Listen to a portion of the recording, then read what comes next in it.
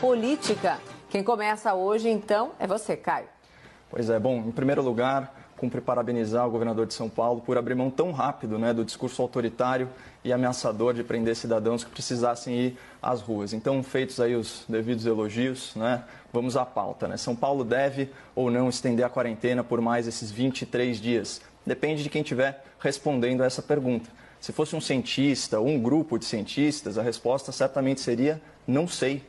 23 dias é um espaço muito grande de tempo para uma certeza tão absoluta. E a verdadeira ciência, ela não se prenderia ao calendário, mas às evidências científicas apuradas diariamente, ou no mínimo semanalmente. O mais provável é que essa seja uma decisão essencialmente política, corrobora para esse entendimento justamente o que você trouxe, Mona Lisa, o timing do anúncio, no dia da posse do novo ministro da Saúde. A propósito, esse novo ministro, o Dr. Nelson Teich, ele parece ter uma visão mais abrangente do problema a julgar pelo seu primeiro pronunciamento. O ministro disse que é um erro polarizar a saúde com a economia.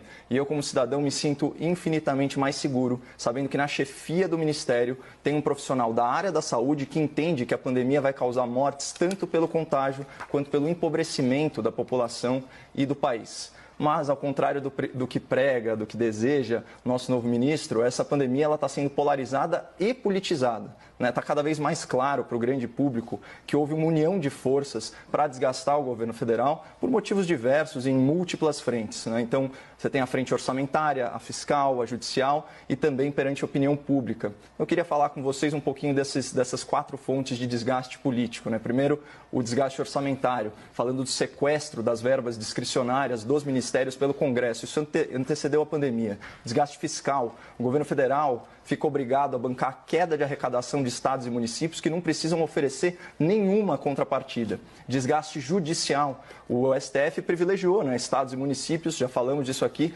quantas definições sobre isolamento social. Então, esvaziando o poder de ação do Executivo e do Ministério da Saúde. Traduzindo para o espectador, o presidente não pode mais te autorizar a voltar a trabalhar. Quem manda nisso agora é o seu governador e o seu prefeito. Finalmente, tem o desgaste perante a opinião pública. Qualquer figura que se antagonize ao presidente recebe a atenção da imprensa e é vista com bons olhos. Qualquer defesa que o presidente faça da flexibilização do isolamento é vista como irresponsável e negacionista.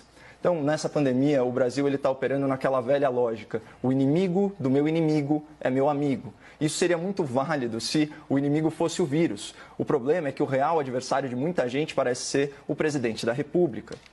Então, isso nos proporcionou alguns momentos atípicos aí na política nacional. Então, eu digo que eu vivi para ver a esquerda endossar o João Dória. Eu vivi para ver o governador e o ex-presidente corrupto unidos pela rede social, trocando afagos. Eu vivi para ver um ministro da Saúde dizer que o Estado brasileiro deveria, abre aspas, dialogar com a milícia sem gerar um pio na imprensa. Eu vivi para ver o Partido dos Trabalhadores aplaudir um ministro mediano, que num passado recente, quando era deputado, comparou votar no PT com consumir drogas pesadas. Quem quiser acreditar que o Centrão, a esquerda, o STF, a ala militante da imprensa estão unidos contra a pandemia e a favor do Brasil, fique à vontade. Mas, diante das evidências, eu vejo muito mais política e oportunismo do que fraternidade e ciência. Então, eu acho que esse foi o tom da decisão.